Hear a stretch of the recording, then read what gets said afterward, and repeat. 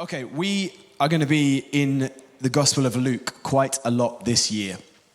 And we make no apologies for that.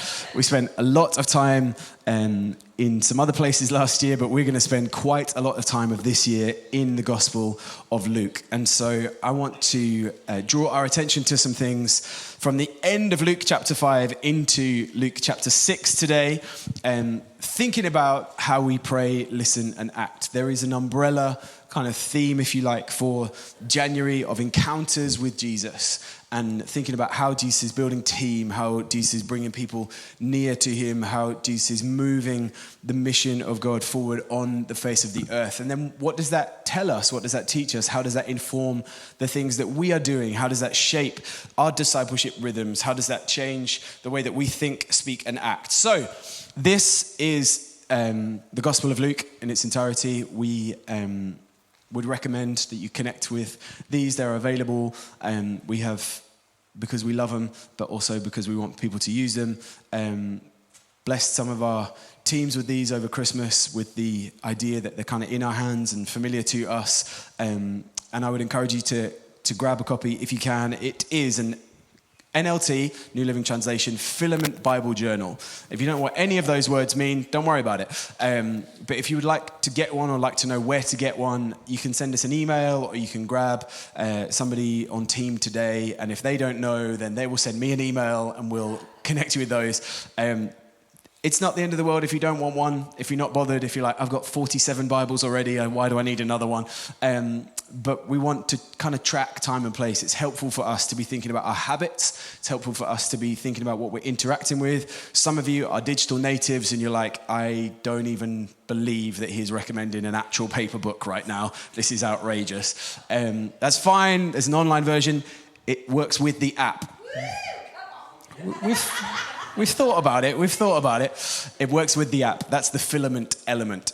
The app's free, so you can engage with that too. So if you're just an online person, just a digital native, you're cross with us for diesel cars and printing paper, then you and your phone, fine, crack on, do that. But yeah, I would encourage you, it doesn't have to be this one specifically, but if you get a version of the Gospel of Luke that you are prepared to interact with throughout this series, that's going to help you, in my opinion. All right, Luke chapter 5. If you have Filament New Testament with you or anything else in between, smartphone, you can Google it.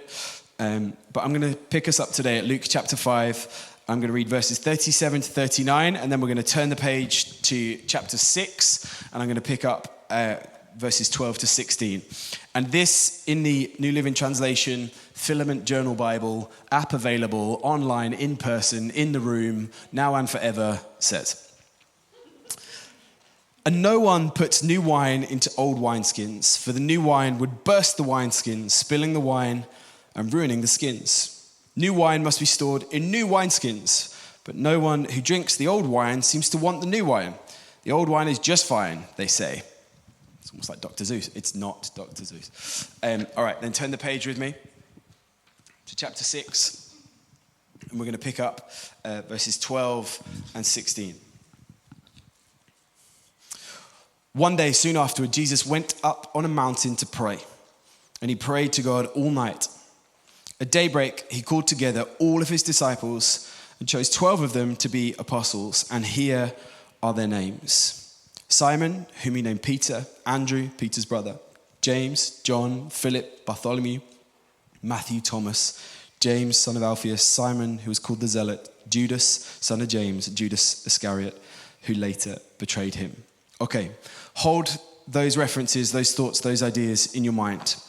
Pastor Sarah brought us a really strong introduction to some of these ideas last week, and if you haven't connected with that yet online, I would encourage you to do so. That's going to help you in community, that's going to help you in your spaces, that's going to help you through your week, that's going to help you understand why we've given everybody egg timers and why we're recommending journals and all this kind of fun stuff.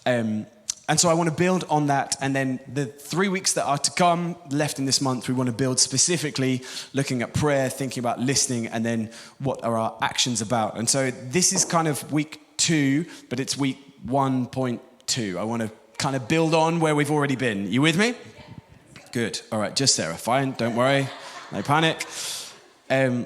So what's happening in this moment? What's happening here? Luke is doing many, many things that I would love to talk to us at length about, and this is not the time or the place. And so you're going to have to come with me quickly as we build this picture and this understanding of what is happening and why Luke is giving us this detail. We are the beneficiaries of the detail of Dr. Luke and what he wants to build into our understanding and our picture and our vision, our comprehension, and our wrestling with the image of Jesus, who he is and what he's doing. And so Jesus has been very provocative to this point, and I don't know where that finds your image of Jesus. We're just pivoting out of Christmas, baby Jesus, meek and mild. How could baby Jesus do anything naughty, do anything untoward? But Dr. Luke, the compiler of this account, is bringing our attention to something that Jesus is doing very deliberately.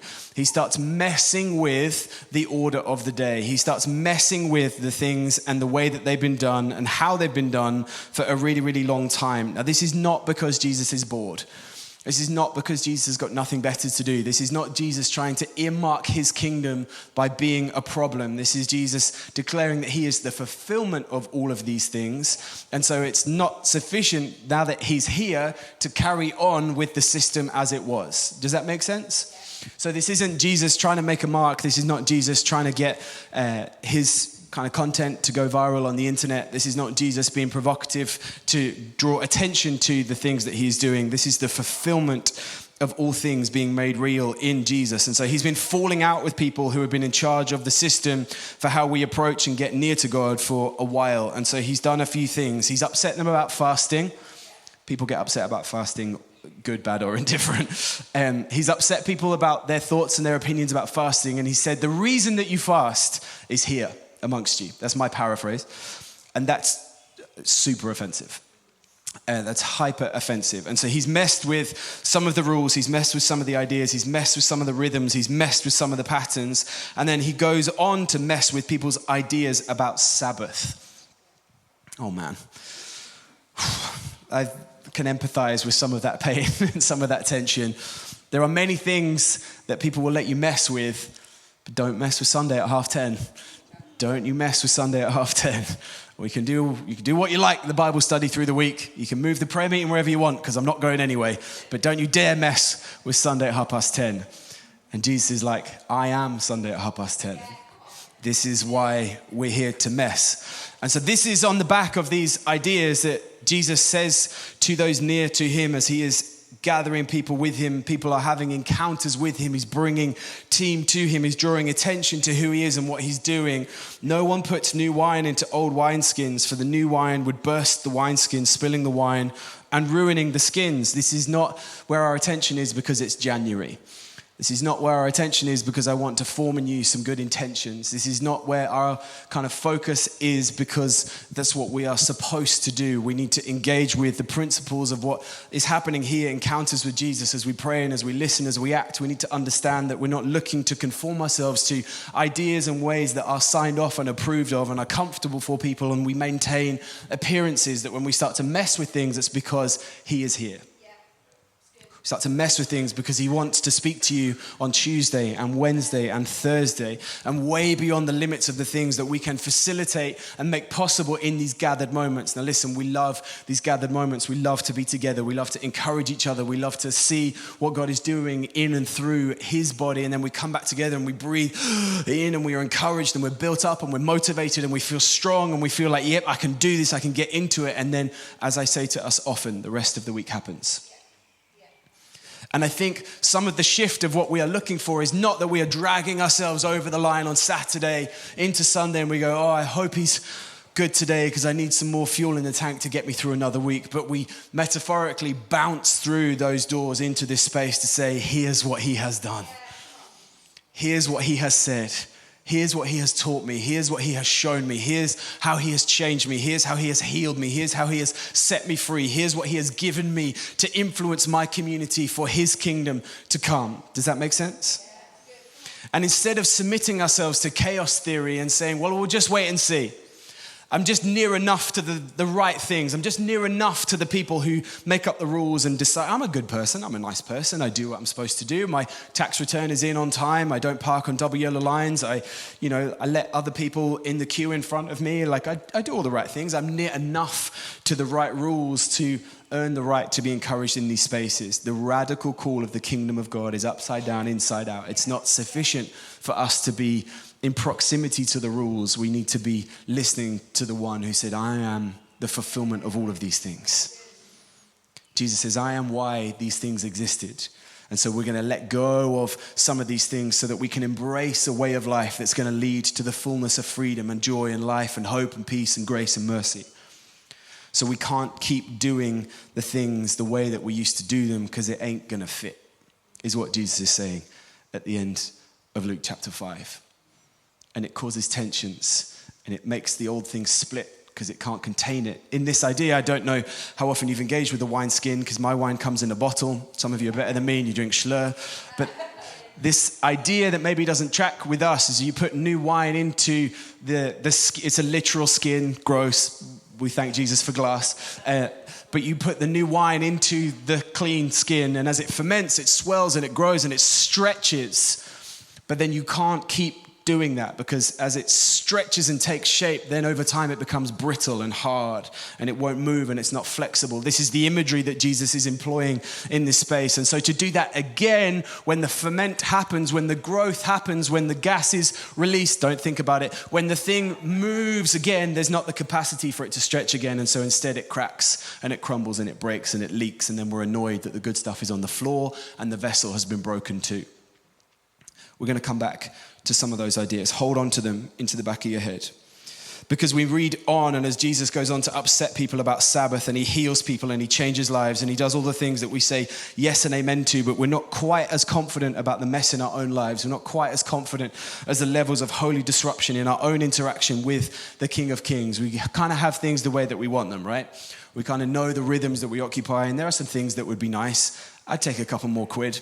I'd take a few more hours in bed. I'd take, being able to eat a few more mince pies into January without any consequences of having to get into the gym as well. There are some things that, take or leave, generally we're okay with. And then the King of Kings, the Lord of Lords, the creator of all things says, I want this and I want to pour it into that, and the vessel's going to have to change and your shape's going to have to be different, and I need you to think differently about this person, and I need you to speak differently in this situation, and I'm calling you to act differently in this environment. And you might be the first person to do it.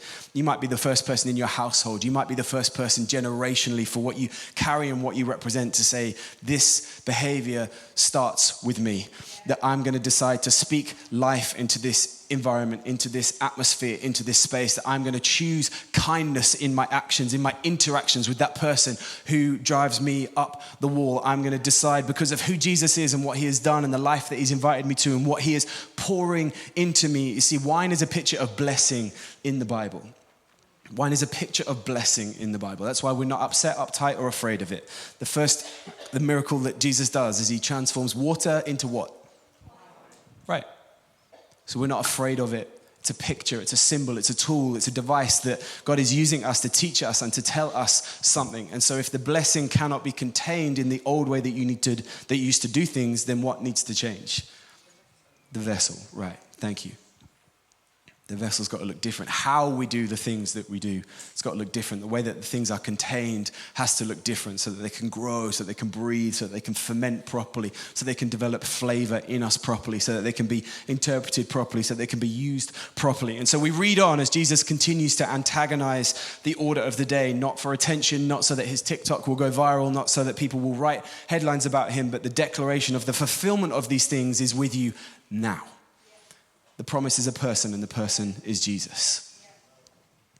So we read on, and he's frustrated people, and he's annoyed people, and then he disappears. And this happens regularly, and you will have encountered these patterns regularly if you've read through scripture before. And if you haven't, then expect to see these patterns of we're building a head of steam, people are excited, people are around, things are happening, the things moving, all the things that we dare to ask and imagine and pray for start to happen, and then Jesus disappears.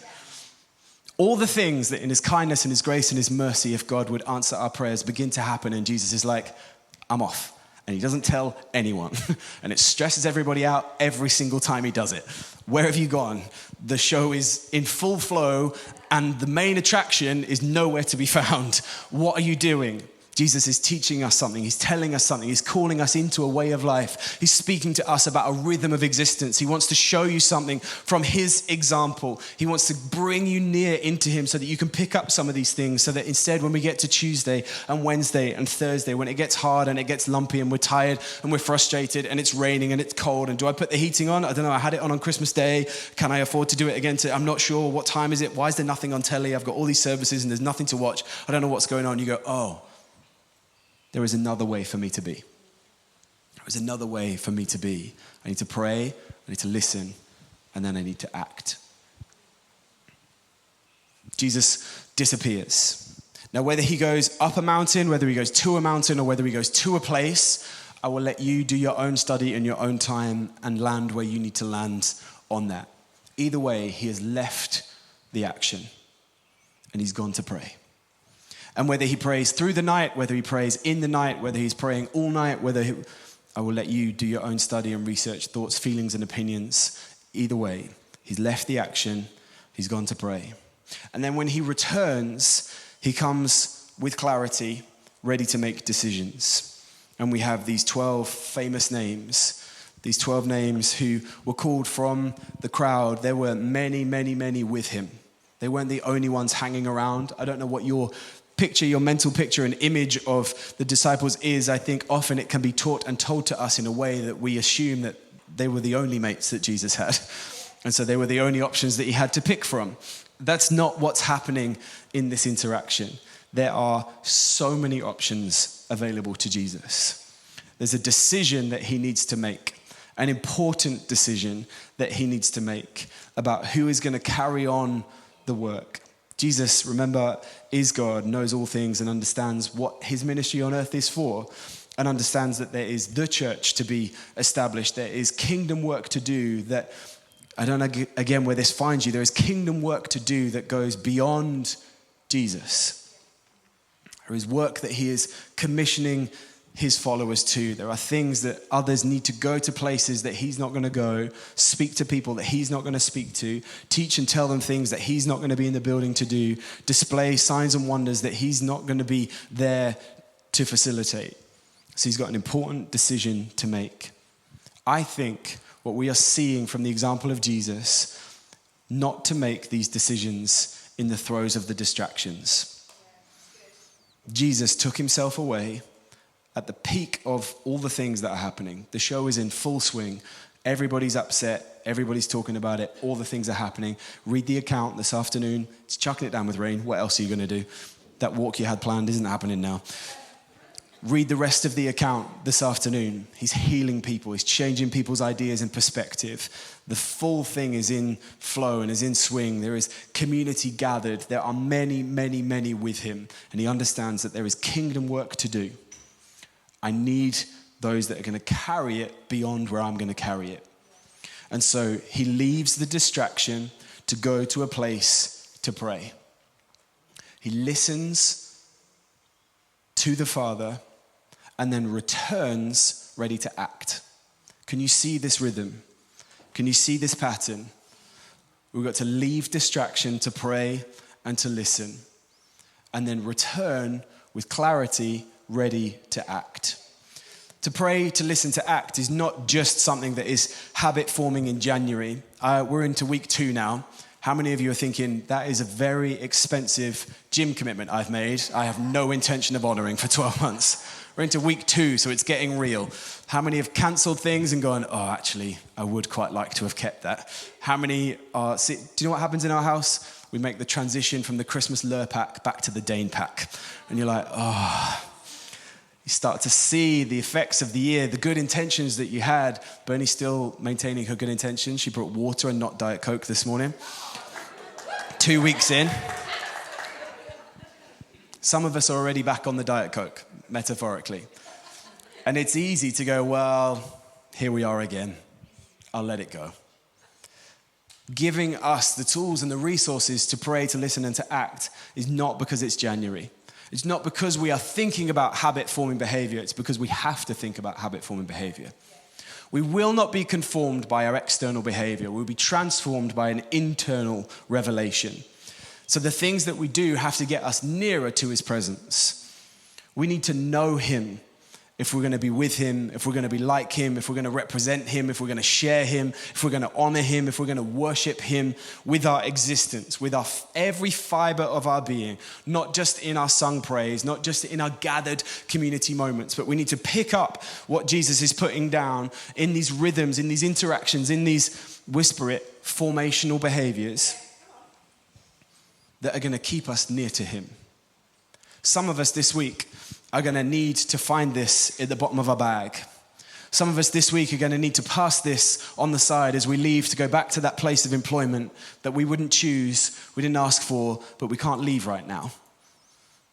Some of us are going to need to interact with these rhythms, with these ideas on days where we don't feel loved, where we don't feel included, where we don't feel seen, where we don't feel known. Some of us are going to need to turn this over and give ourselves some time to pray and to listen before we return to a situation to act this week. This is what this is for. There is kingdom work for you and for me to do, and it's bigger than us. It requires more than my efforts and my attentions and my abilities. It requires us to take people with us. Who are you taking with you? Who are you taking with you? The things that Jesus is asking of your existence. The goal is obedience, not activity. Which is why in this rhythm, we leave the distraction to pray and to listen. I can't force that. I can't make God do anything, but I can be obedient. And say, where I'm distracted in my busyness, where I feel pushed and pulled around by the things that are ahead of me, I cannot make kingdom decisions in the middle of distractions. I need to leave this environment to pray and to listen with every intention of returning to it, ready to act. Does that make sense? We're not avoiding the things that are ahead of us. We're not afraid of the things that are on the to-do list. We're not intimidated by the situations that we can't influence or control, but we're not going to make decisions from distractions. We're going to pray, we're going to listen, and then we're going to return to them with the intention of let your will be done. Let your kingdom come. Here, in this relationship, in this place of employment, in this neighborhood, in this community of believers, in the decisions that are ahead of me, let your will be done. The prayer is, let your kingdom come. The focus is the face of God. And we retreat not with a laundry list of things that would make our existence easier, but how does your kingdom come? What do you need to change in me, through me, from me? What are the words that you're going to give me? What are the things you're going to show me? Where are the places that I need to go? I'm prepared to let the wine, the blessing, the goodness, the grace, the mercy, the Spirit of God ferment in me, and it's going to be given the room that it needs to grow. I'm not going to allow the way that I used to interact with you crack and break and crumble and be brittle and fragile and say, no, I will not let you do it in me, Spirit of God, because this is the way that I can control you and understand you and influence you. Instead, I'm going to let that old wineskin do what it needs to do. Old wine doesn't travel well.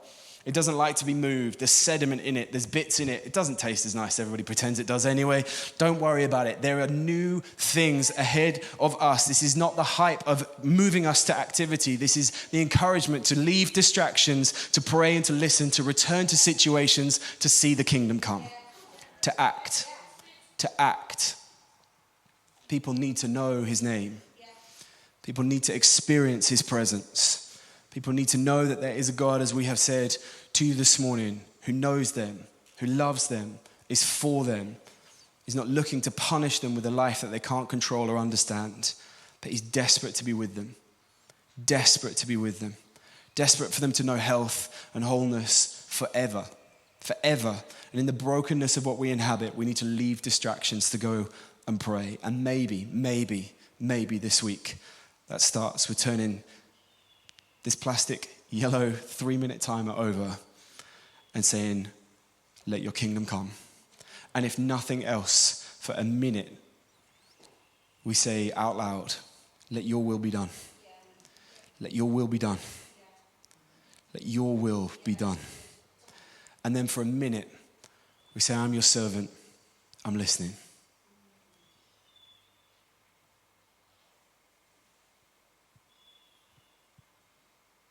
And then as we look up and realize that we have heard the creator of all things speak to us, the Spirit of God has moved in us, and we've seen the face of that person that we need to send that email to and say, I'm sorry.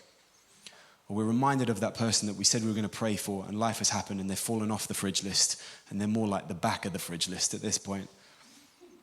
Say, Father, will you help me? I'm ready to return to that situation and not to make decisions from the power of distraction, but from the things that you have said to me, the things that you have reminded me of, the truth that you have connected me with, the reality of your kingdom being known here. Listen, there are people that we know and we love who don't know and love Jesus yet. They interact with his kingdom through the decisions that we make. It's wild to me every time. It's wild to me every time that the God who was present at the creation of all things says this requires people who are going to travel in places and meet people and see faces that I'm not going to see. So from those that are near, I'm going to pick 12 that are sent. There is work to do, and it's bigger than you, and it's bigger than me. And it's for the glory of God. It's not for our entertainment. It's not for our fame. It's not so that people will be around the things that we are doing. It's so that his will be done. It's so that freedom will be found. It's so that truth will be heard. It's so that health in mind, body, soul, spirit is available to people through the one who can heal all things, who can change all things, the one who knows all things and is all things and is working them together for his glory and for his good will say, let my kingdom come in the way that we choose to interact and respond with each other. But maybe that looks this week like turning this over a couple of times. To leave the distraction.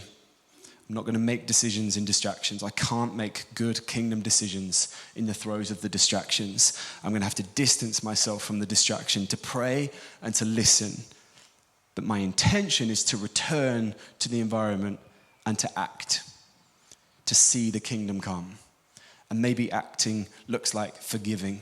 Maybe acting looks like serving. Maybe acting looks like helping. Maybe acting looks like listening. Maybe acting looks like walking away. I'm going to close with this. As you ascend the hill to pray, walking up hills is hard work, but once you get there, it's worth the view, right? We understand that bit. Coming back down the hill, we're excited. Momentum is moving with us. We're being carried down the hill. Now we re-interact with people who haven't made that journey. Not everybody is coming with you this year. Not everybody is going to be amped about the things that God has taught and told you from that space, from that privileged place, from that private place, from that space that you haven't put it on Facebook. Does anybody use Facebook anymore? Whatever your social media of choice is. Wherever you haven't put those things publicly, where they have been allowed to approve of you or shape their perception of you or their understanding of how they interact with you. Not everybody is coming with you this year. Don't put new wine into old wineskins. The radical call of the kingdom is going to make us have to think, speak, and act in some ways that others are not going to sign off on. The goal is always to love. The goal is always to include. The goal is always to welcome. But not everybody is coming on this adventure with you this year. There are some patterns of behavior that for reasons between that individual and Jesus, it's their business. There's no judgment, there's no fear, there's no shame, there's no condemnation. They ain't coming with you. They're not walking any further with you. That's okay. That's okay. It's not your job to convince them of what God has said. It's not your job to convince them to come with you. It's not your job to convince them that it's safe. It's not your job to convince them of the new way that you have encountered or been made aware of. It's your job to be obedient to the King of Kings. It's your job to respond to the new life that has been given to you, to the blessing that has been poured into you. And where it doesn't fit, where the skin's going to crack and going to break, let it go. Let it go. Move on. Not everybody is coming on this adventure. And that is not a condemnation of behavior. That is not a condemnation of thought. That is not a condemnation of approval. Some of us have an innate ability to make bad decisions. And we need good people to say, is that a Jesus decision? Is that what's happening? We're not talking about recklessness. We're not talking about just all bets are off. I'm going to do what I want and I can just pretend that Jesus has told me about it. In this rhythm, let this formational rhythm shape our expectations for how we encounter the presence of God. And then from the presence of God, we want to see his kingdom come.